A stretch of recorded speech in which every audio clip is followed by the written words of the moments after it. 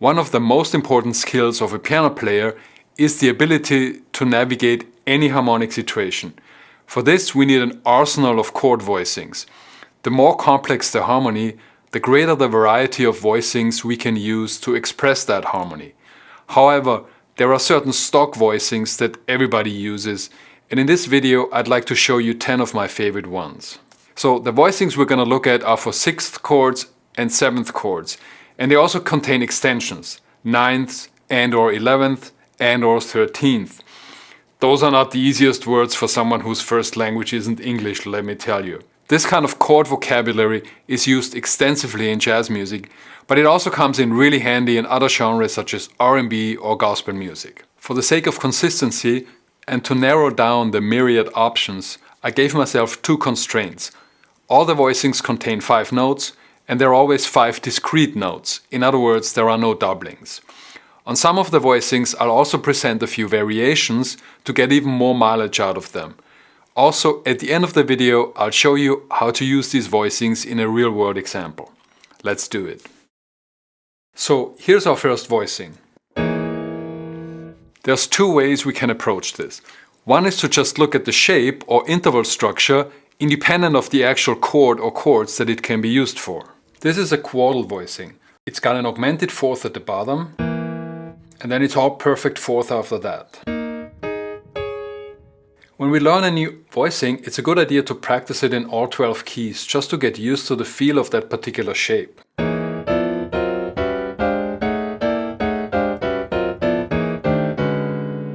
And secondly, we can then investigate which chord qualities can be expressed with that particular voicing. And most of them can be used for more than one quality. This particular one can be used for a G-flat 7 chord, or a C altered chord, or a C-sharp minor 6 chord, or an A-sharp minor 7 flat 5 chord. There's a common variation on this one. Lowering the top note by half step results in G-flat 7 sharp 11, or C7 altered again, or C-sharp minor major 7.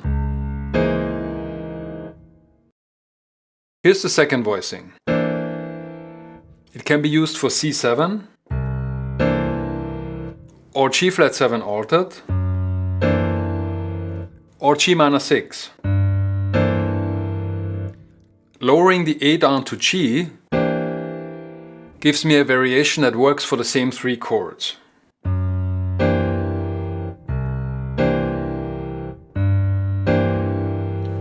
Adjusting the top 2 notes to F sharp and A gives me another variation that results in C7 sharp 11, G flat 7 altered, and G minor major 7. Voicing number 3 sounds like this. It is my favorite voicing for a C6 chord. It works great as an F major 7 voicing. And it can also be used for A minor 7 and B flat major 7 sharp 11. If I lower the top note by a half step, I get this. This voicing actually has a name, the So What voicing, after the Miles Davis tune that popularized it. It's one of my absolute faves, and it works great for C major 7, F major 7 sharp 11, and E minor 7. Adjusting the top 2 notes to C sharp and F sharp gives me this. It works for E7 sus 4 or B minor 7. I can change the top note to B, which works for the same 2 chords.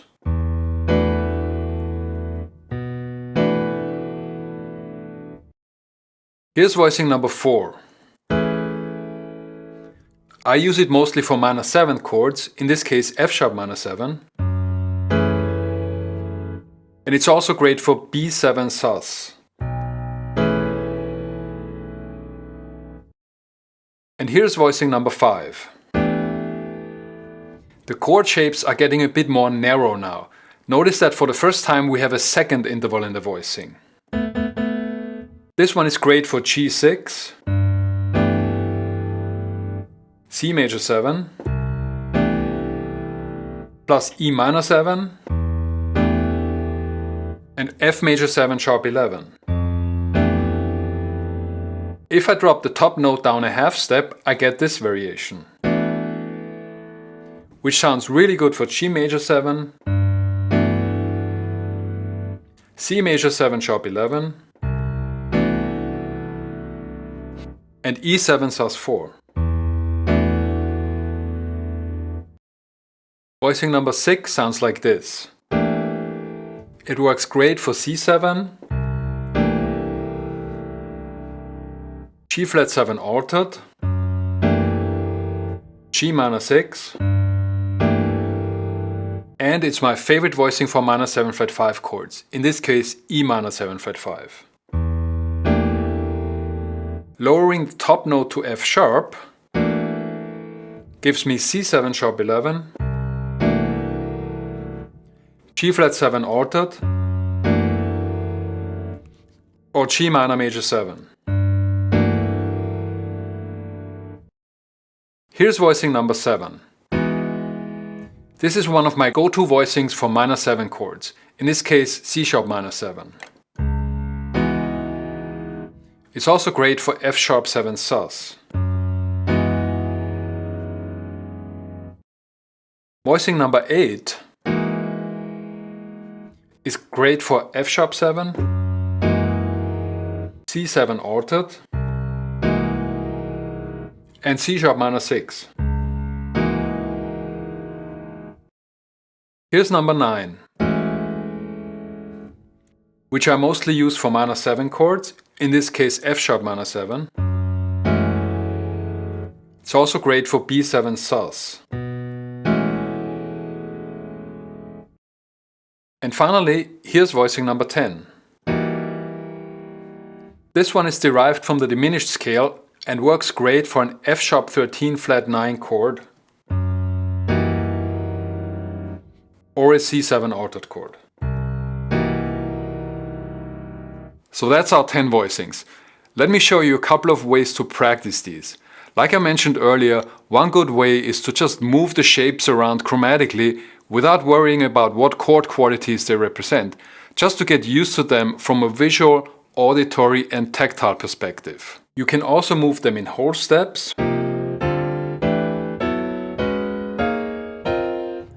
or around the cycle of fifth.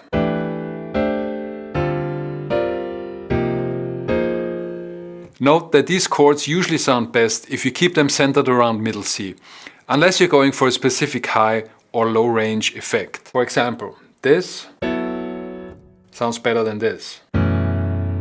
Next, pick a specific chord quality for any given voicing and play it in all keys, while thinking the name of each chord. Or better yet, saying it out loud, like this. F major 7, B flat major 7, E flat major 7, A flat major 7, D flat major 7, and so on. This helps prevent unfocused, absent-minded practicing. Here are the main 7th and 6th chord qualities matched with the 10 voicings I've presented, and for better comparison I'll use the root C for all of them. So here are all the shapes that work for a C major 7 chord.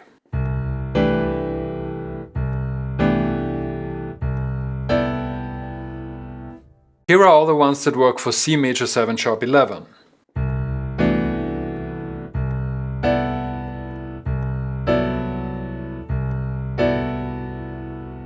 Here are the ones that work for C6.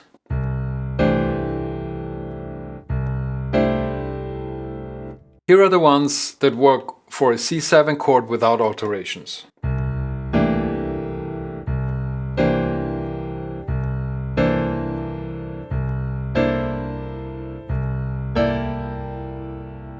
The following ones work for C7 sharp 11.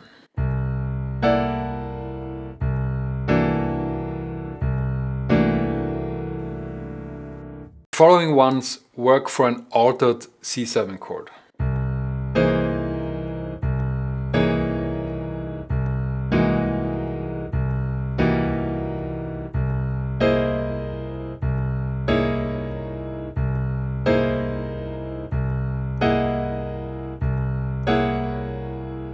This next one works for C13 flat 9. That one is derived from the diminished scale. Then we got the minor 7 shapes. C minor 7.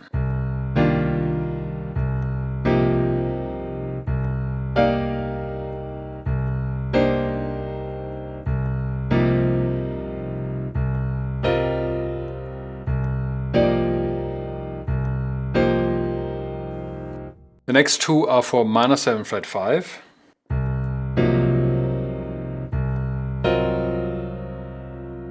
Here are the ones for C minor 6.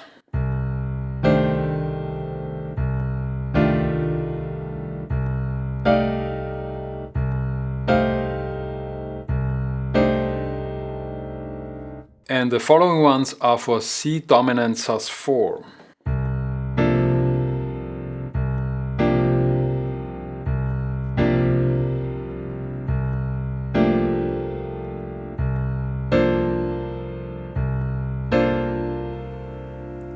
And finally, here's a chorus of me comping on the jazz standard The Days of Wine and Roses, where I only use the voicings I've presented in this video.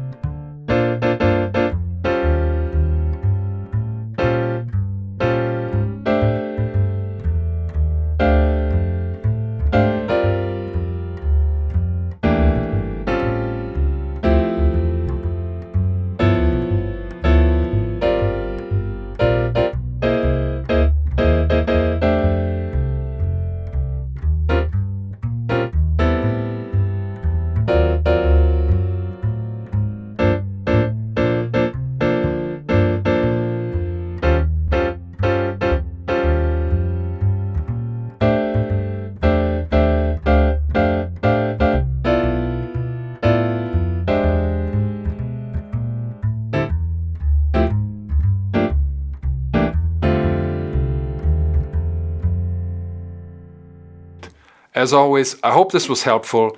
If you've enjoyed the video, consider subscribing to the channel, hit the like button, leave a comment, and I'll see you in the next one.